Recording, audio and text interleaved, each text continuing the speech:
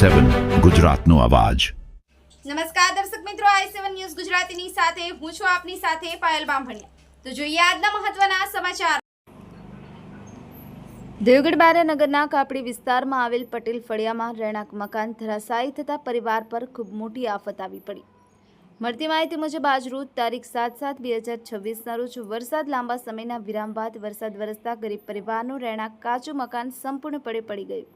દાહોદ જિલ્લાના દેવગઢ બારિયા નગરના કાપડી પટેલ ફળિયામાં રહેતા પટેલ નાનાભાઈ સકરાભાઈનું કાચું મકાન આવેલ તે મકાનમાં તેમના પત્ની અને પુત્ર રહેતા હતા। તેઓ હાલ અન્ય સ્થળે રહેવા બન્યા મજબૂર।